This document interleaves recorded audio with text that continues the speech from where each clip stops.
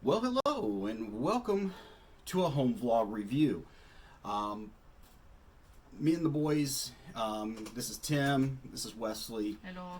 and we recently visited the Virginia Holocaust Museum up in Richmond, Virginia. Um, so now, again, they did not know we were coming, so it was a surprise. So they didn't, prepare for us or anything. So we really, I think, got a really good idea of really truly what the museum is. Yeah. Now, and it's kind of unique. You don't expect. A museum that size to be free. Well, yeah, and that's one thing. The museum is free. So, and I'll talk about that in a minute, but so obviously there's a Holocaust museum up in Washington D.C., but for there to be a Holocaust museum in Richmond, basically kind of like, oh wow, this is different. It's a very interesting museum attraction. Oh yeah. So we went in there. First of all, the staff were very pleasant and everything. And there is no cost to this museum, and I think that's what makes this it helps be appealing to those looking for something to do. Yeah. Now, because of COVID-19, you do have to pre-register. They give you you pick a certain time that you want to come. You got it was like a 50-minute window that you could show up. Yeah. So we drove up, and you park. There's a couple parking areas. One on the flood wall, and then there's parking area just outside the building.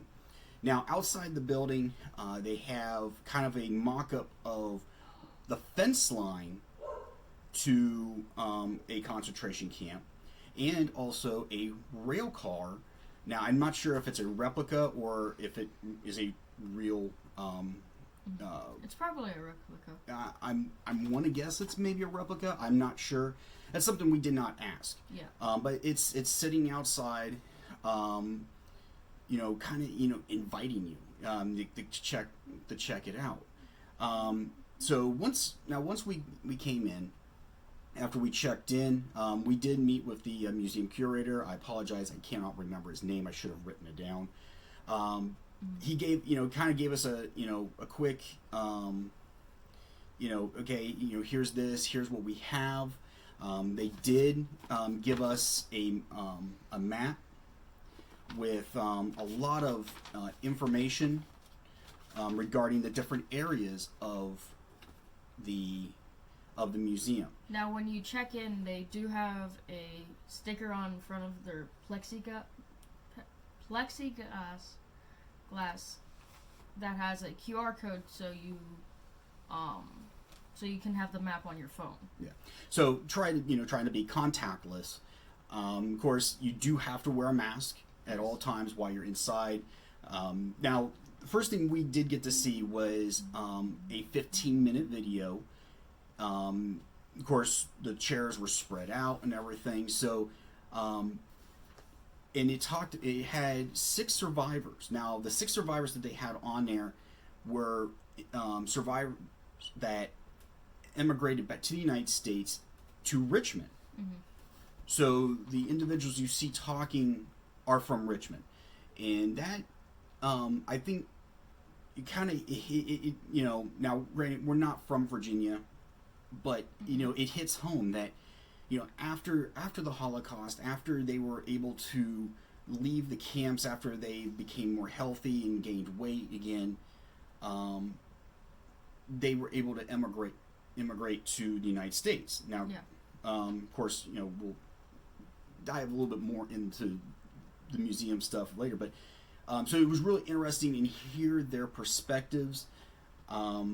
So let's kind of talk a little bit about each of the areas that they had. Of course, again, we're we'll talk about that. But then at the end, each of us is gonna give our, our likes and our don't likes, and some of them may be the same.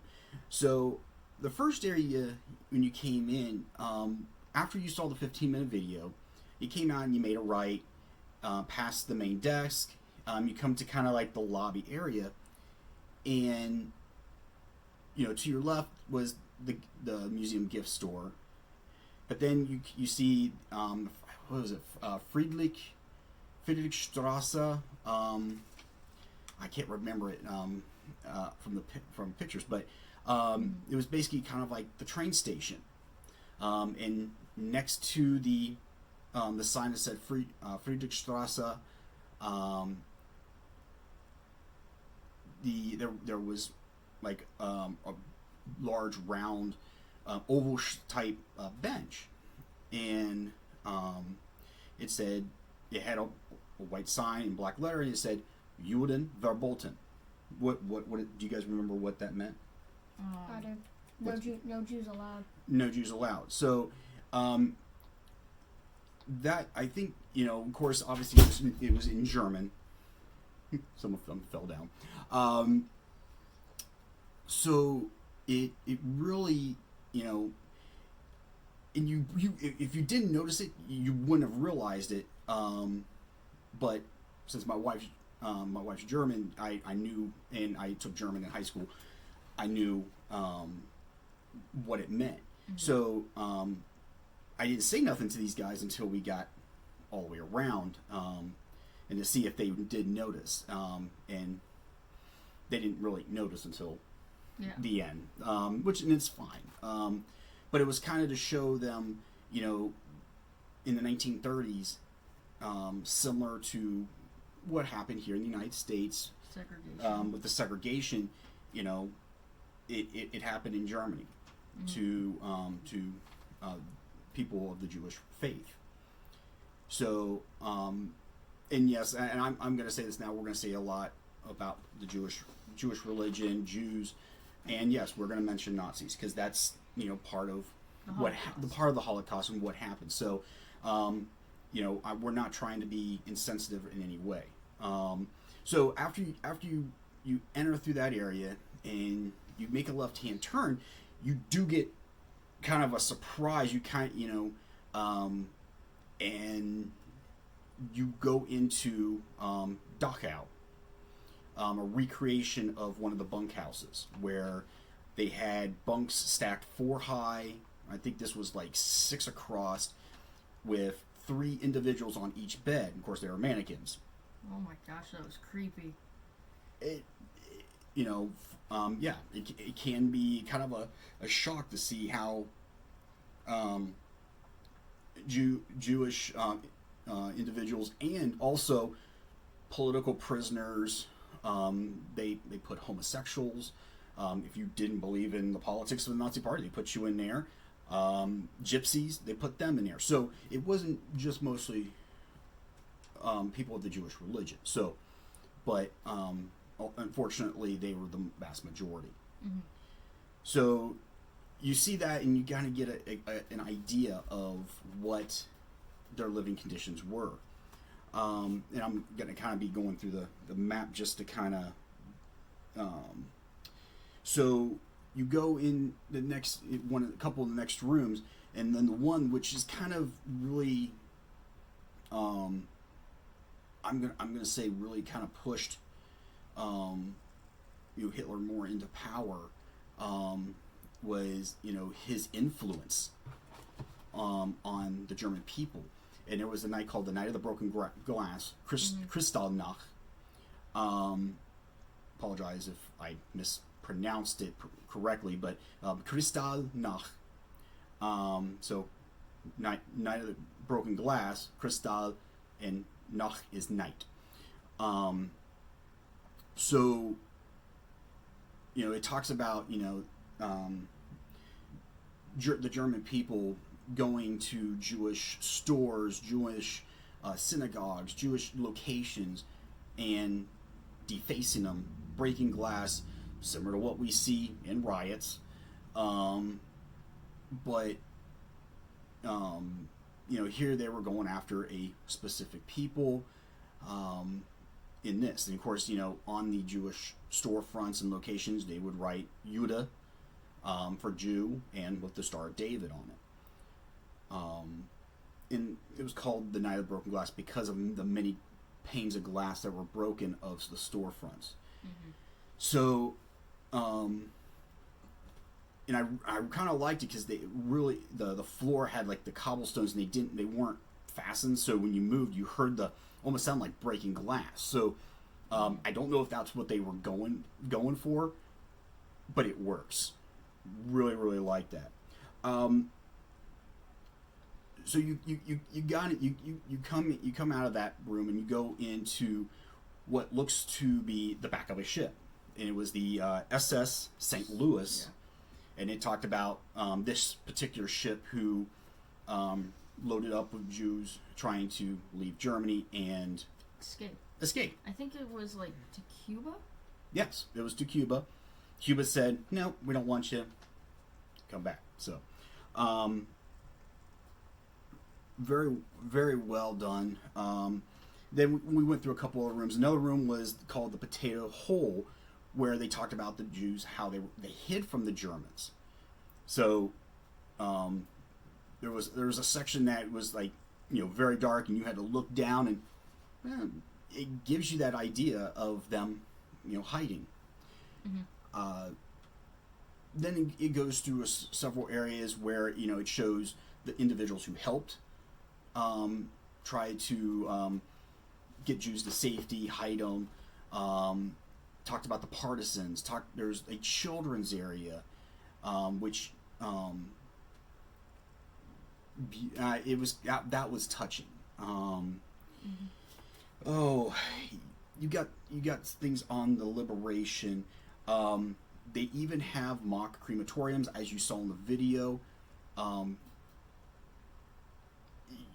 You go into that room, you almost have that smell, and maybe that there was really that kind of like that smell and everything that they purposely put in there. But you just kind of walked in there and you just like, wow, very nice memorial candle just inside one of them. So, but then you go get into the liberation. It talks about how after the Holocaust, the Jews wanted to leave. The individuals in the concentration camps wanted to leave, but again, for health and safety reasons, they didn't. There was the story on the Exodus, which again, there is a movie called Exodus about that ship trying to get to Palestine in the area that would become Israel. Very good story, a very good movie. If you haven't seen it, I suggest you see it. It's very good. I believe it's on Amazon, but you don't think it's on Amazon Prime Video, so you would have to pay. So, yeah. So you go through, and of course, when it talked about the liberation, my grandfather, World War II veteran, may he rest in peace. Wonderful man. He was an Army medic with the 89th Division, I believe, but served under Patton's Third Army. And so, Patton, part of his Third Army, did liberate several concentration camps. So it'd be interesting the fact that he was a medic. Did he see the concentration camps? We'll never know. Because there's no documentation and everything, but it, kind of made our minds go, wow, did he go and assist with the occupants of the concentration camp? So one of the other rooms there's a couple more rooms I want to really talk about, which. The room you walked into, which the Hall of Justice. I think that's what it's called, the Palace of Justice. I'm sorry, not the Hall of Justice. That's DC Universe, but the Palace of Justice. This was the courtroom of the Nuremberg trial, and where's it at?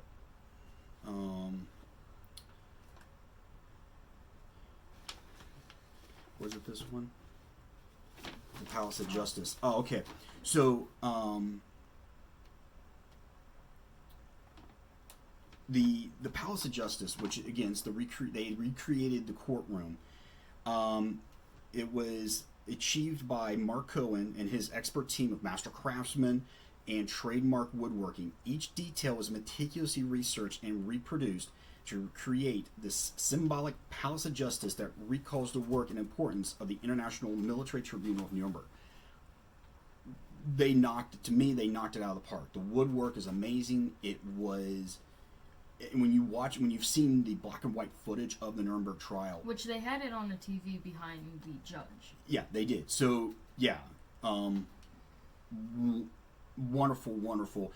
You could sit in there and watch the black and white footage of the trial and everything, and you could sit there and you can, here's the Allies, judges from Russia, U.S., Britain, and France, the lawyers, the person who's up on the witness stand, or and then you had those who were charged with whatever they were charged with.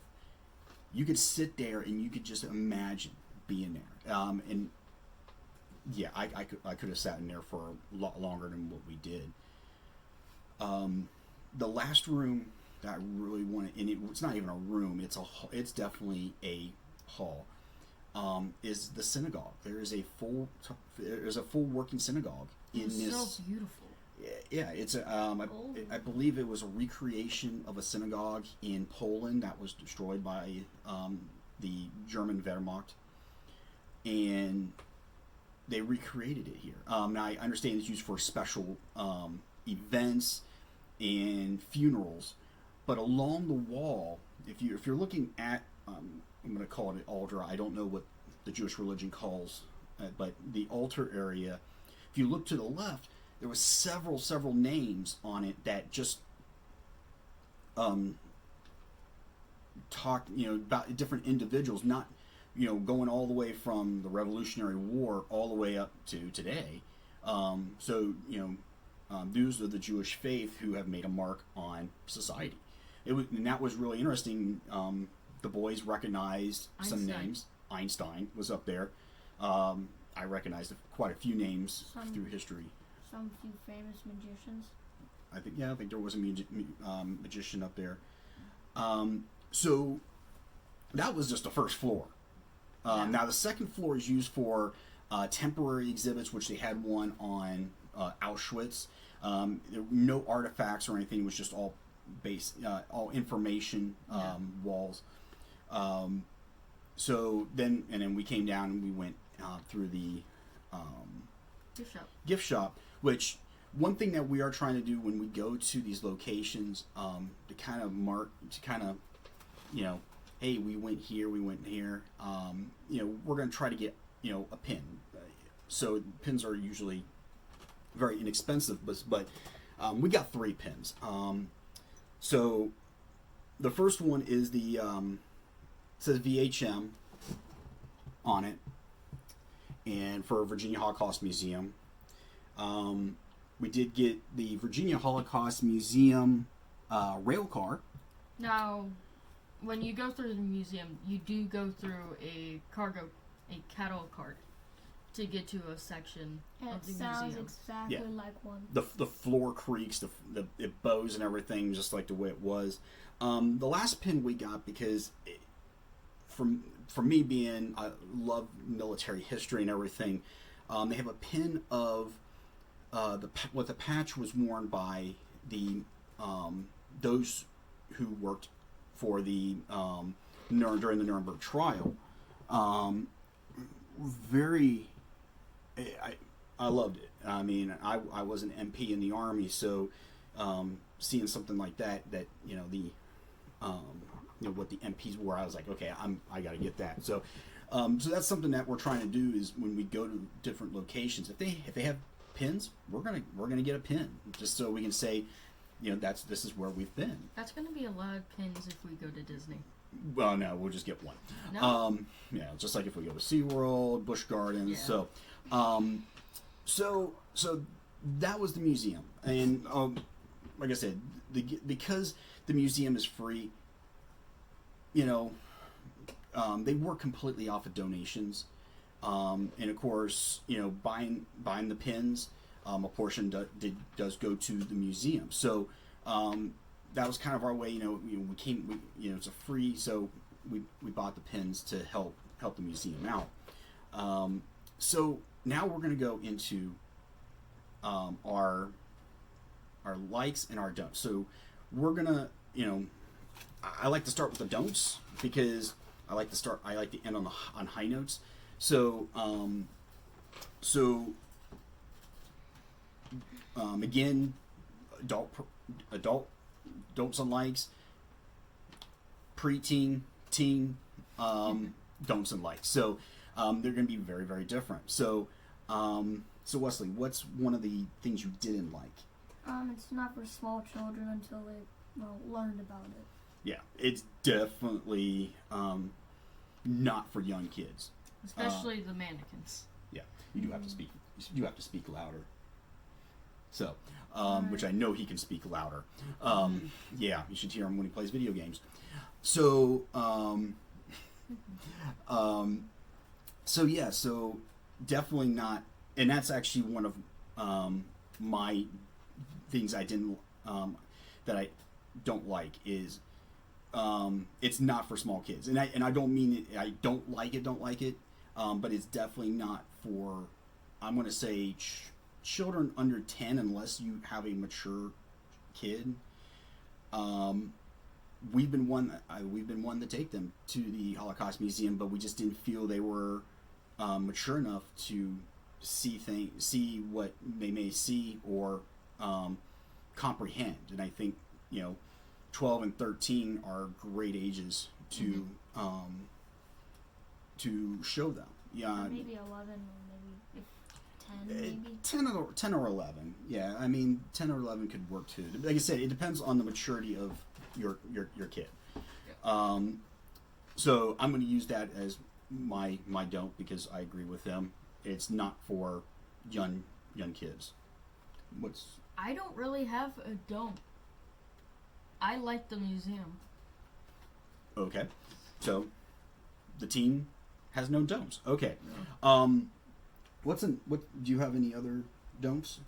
So a lot of people actually might be scary or frightening is if you're walking to another room and if there's nobody in it, the lights are off. So if there's mannequins in it, when the lights turn on, and if you see mannequins, it might startle you. And that does fall into the it's not for young kids. Mm-hmm. Now, one of my not likes is, and I can understand because it's a free museum and they trying to save costs on electricity. Each room turns on by motion sensors. Yeah. The only problem is when you had to walk into the room, you almost have to walk halfway into the room before it turns on. Not saying that's it's a turn off on it, but I kind of wish the sensors were a little bit more sensitive to where as soon as you hit that threshold, the lights turn on. Mm-hmm. In a way, the lights, you're in the middle of the room, the lights come on. It is kind of like this is nice. Maybe like a sound activated, because when your shoes hit the ground, it might pick up some sound. Yeah, but again, that's not critical. It's just I don't know. It was weird because you walked in and you're like, okay, lights turn on, and it's not on. So, do you have any more don'ts? I have a third one, and again, we do 3 and 3 if we can. My third one is there was no staff walking around. Now, we were literally, when we first started, I think we were over halfway through. Actually, almost. Yeah, we were all the way through the first floor, and second floor, we never saw a staff member. other I than saw one. No, that was a patron. Oh. All the staff was up front. No, I'm pretty sure they have cameras. They got cameras and everything. I get it. Now, what I'm trying to is I would have liked someone from the museum that was in the areas. Now, granted, yes, the lights would be on and everything, so they'd be using electricity, but there to maybe ask questions or answer questions. I'm sorry, not ask questions, but answer questions. If there's young kids, they could ask questions. Why do you think this was the way it is? Explanation of the reason between the infamous Arbeit macht frei, the work makes you free. Maybe someone that in the crematorium explaining a little bit about the crematoriums and gas chambers, because again, that's part of the Holocaust. that would also help the motion lighting because someone's already in there. Well, yeah, and again, I understand they're trying to save money, and maybe when COVID-19 is not going on, maybe they do have staff walking around being able to answer questions. But obviously during this time, their staff's probably all volunteers. So that that was one of my I didn't really like. I wish they would have had a couple individuals walking around saying, do you have any questions? So now we're going to go to our likes. So I started with him. What's one of your likes? It gave a lot of information. Okay, elaborate. Like they talked about like something like I learned about the Holocaust in school, but there was like the St. Louis. I didn't know that was a thing until I went to the museum. The Exodus. I didn't know there was the ghettos. There was the night of broken glass. I didn't know. There's a lot I didn't know that I found out when I went there. Mm-hmm. Definitely a lot of information. What's one of yours? Basically, if you walk into a room, you feel like you get this historical feeling that you're basically in history, like back then. That was one of mine. And that's one of my likes, educational and a historical factor. Being a huge history buff, I love the fact that I don't think they sugarcoated. I don't think they would have wanted to sugarcoat anything. So when it came to the educational factor, you walk into some of these rooms and you're going, wow, okay, now I understand bunks 4 high, X amount across with 3 individuals, individuals hiding under floorboards of homes, the ships that, the Exodus, the SS St. Louis, they did a fantastic job on the educational and the historical value. So, Wesley, what's another thing that you liked? The video that was in the front lobby, they explained how the 6 survivors survived and how it all began. Yeah, that's one of mine too.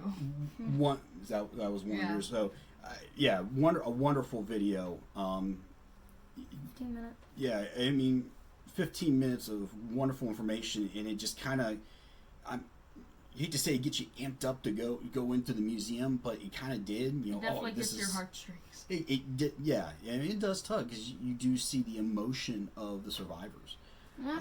So one of my likes, they had an area for the children. They had recreations of pictures of children from the concentration camps that they drew, and you hear about the adults, and you do hear children didn't last long. Some children did. But you never saw the perspective of the kids. You don't hear too much about the children because they were scarred. They were completely scarred to life. The children just didn't last long in concentration camps unless they were a little bit older and they could be used for smaller work where they can get into places that adults can't. But I No. really liked it. And looking at those pictures, you got a sense of what these young kids saw. Like there were a couple about like them getting in the cattle cars. I saw Those were the most of them, which is them on the train. I saw pictures of this German truck that had cargo and kids that were being forced to be on it. So, yeah, that's section, of course, being a dad with kids, with these boys and everything, and you guys haven't met little Blake yet. Eventually you might. Probably But next video. yeah, just it gives you a different perspective, especially on the children portion. All right, so you have a third. Wesley pretty much gave them all. What was that? What was your third? The video at the beginning and the different rooms give you perspective of Historical films. yeah. Do you have a third? Or?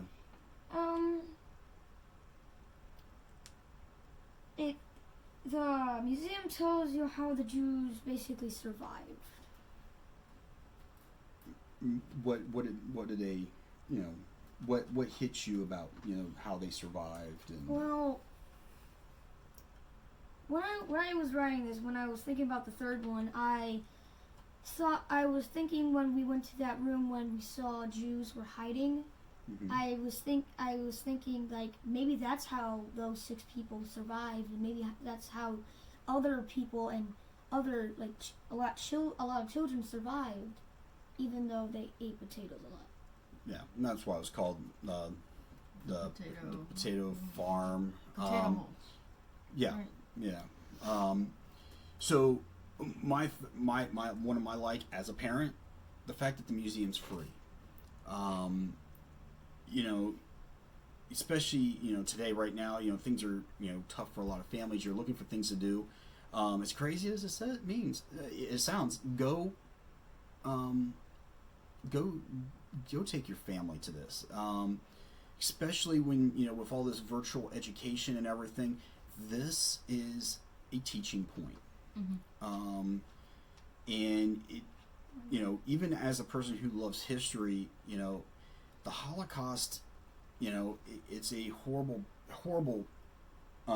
spot in our world's history. Yes. So, but the fact that it's free, huge on my book. Again, they run off a donation, so if you go, please make a donation in one of the boxes that's around the museum. Go to the gift shop and make a museum. Do you have any other thoughts about the museum? It was really big. It was for a free museum. Yeah. It was good size. It was a huge warehouse building. What about you, Wesley? It's educational. That's the only thing I can think of. Very educational. Mm-hmm. So, but again, this is what we saw, how we felt. We hope you enjoyed our little review video at the museum, and now hearing our perspectives. But we hope you would go check this out. You can check them out on the website and go see it. It is well worth the couple hours to go see it. And it's a great rainy day thing. If it's raining outside, sign up, Yeah. do the registration to go and visit. But yeah, so with that being said, we hope you enjoyed listening to us talk about our trip to the Virginia Holocaust Museum. Yep. Go check it out, and we hope you all have a good time, and we'll see you next time on another review. See ya. See ya.